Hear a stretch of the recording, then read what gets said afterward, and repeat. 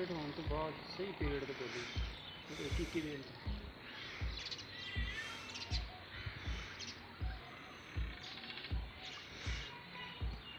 बोली किस टाइम दी कल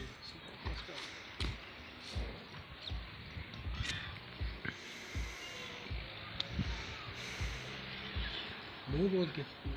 तारा में कर सही फुल